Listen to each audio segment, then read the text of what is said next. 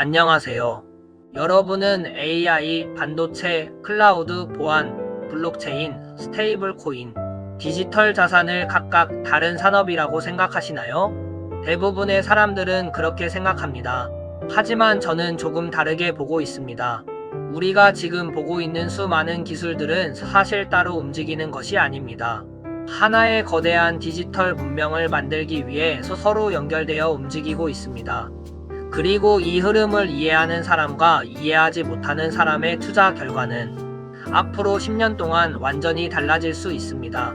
오늘은 단순히 AI가 좋다, 반도체가 좋다, 블록체인이 좋다 같은 이야기가 아닙니다. 2035년까지 세상이 어떻게 변할지, 그리고 그 안에서 돈이 어디로 흘러갈지 큰 그림을 함께 보겠습니다. 1장, 우리는 이미 디지털 세상 속에 살고 있다. 생각해보세요. 예전에는 전기요금 고지서가 우편으로 왔습니다. 도시가스 요금도 종이 청구서였습니다. 은행 업무는 창구에 가야 했고 송금도 직접 해야 했습니다.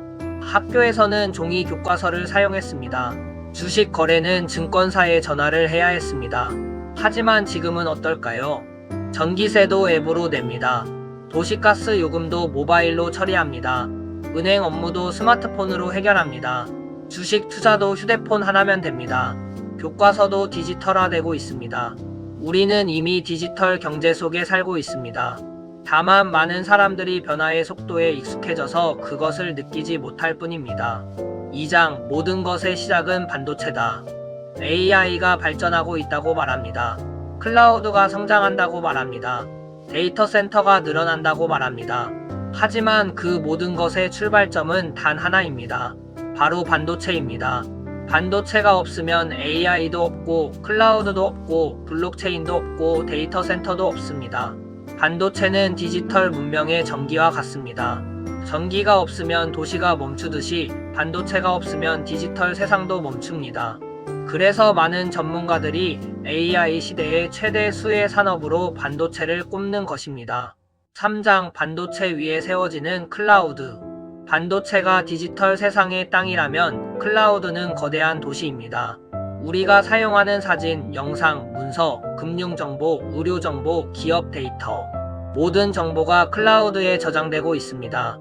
예전에는 개인 컴퓨터에 저장했지만 지금은 세계 최대 규모의 데이터 센터로 이동하고 있습니다. 데이터가 모일수록 가치는 커집니다.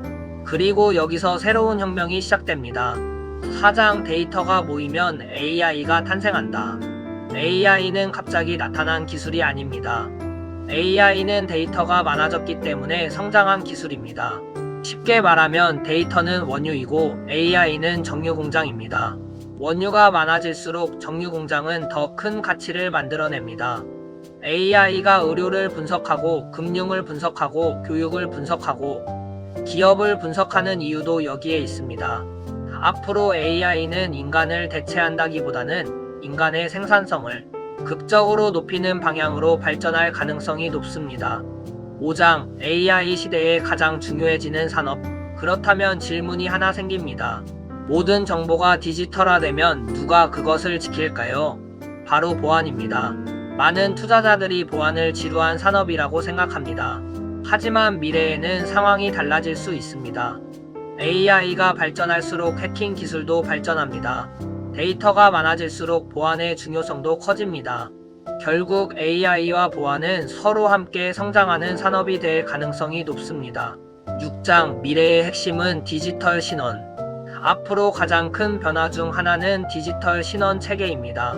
현재 우리는 주민등록증, 운전면허증, 은행계좌, 신용카드, 여권을 따로 사용합니다. 하지만 미래에는 하나의 디지털 신원으로 통합될 가능성이 있습니다. 본인 인증, 결제, 행정, 의료, 교육, 금융이 연결되는 세상입니다. 그리고 이 순간부터 디지털 경제는 완전히 다른 단계로 진입하게 됩니다. 7장, 돈의 형태가 바뀌기 시작한다. 지금까지 돈은 종이였습니다. 그 다음은 카드였습니다. 그리고 지금은 모바일 결제입니다. 하지만 변화는 여기서 끝나지 않습니다. 스테이블 코인이 등장하고 있습니다. 디지털 형태의 달러, 디지털 형태의 원화, 디지털 형태의 법정화폐가 등장하는 것입니다. 미래에는 송금과 결제가 지금보다 훨씬 빠르고 효율적으로 이루어질 가능성이 있습니다. 8장 모든 자산이 디지털화되는 시대. 여기서 가장 큰 변화가 시작됩니다. 바로 자산의 디지털화입니다. 주식, 부동산, 채권, 금, 예술품 등 각종 권리까지도 디지털 형태로 표현될 수 있습니다. 이것을 실물 자산 토큰화라고 부릅니다. 많은 사람들은 이것을 새로운 투자 상품 정도로 생각합니다. 하지만 실제로는 금융 시스템 전체를 바꾸는 변화일 수 있습니다. 9장 탈중앙화인가, 새로운 중앙화인가. 블록체인의 시작은 자유였습니다. 누구도 통제하지 않는 금융 시스템. 하지만 현실은 조금 다르게 흘러가고 있습니다. 국가는 세금을 걷어야 합니다. 범죄를 막아야 합니다. 자금 세탁도 방지해야 합니다.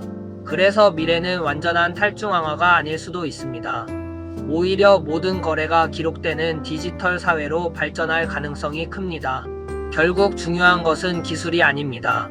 누가 데이터를 소유하는가? 누가 거래를 검증하는가? 누가 시스템을 운영하는가? 이 질문이 미래의 핵심이 될 것입니다. 지금까지 우리는 반도체, 클라우드, AI, 보안, 디지털 신원, 결제 플랫폼, 스테이블 코인, 디지털 자산까지 하나의 흐름으로 연결해 보았습니다. 많은 사람들은 이 산업들을 각각 따로 분석합니다. 하지만 큰 돈은 언제나 큰 흐름을 이해한 사람에게 흘러갑니다. 미래는 갑자기 오는 것이 아닙니다. 이미 시작되었습니다.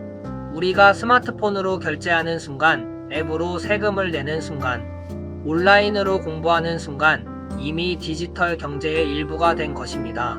그래서 투자자라면 단순히 어떤 종목이 오를지보다 세상이 어디로 가고 있는지를 먼저 봐야 합니다. 그 방향을 이해한다면 산업이 보이고 기업이 보이고 기회가 보이기 시작합니다.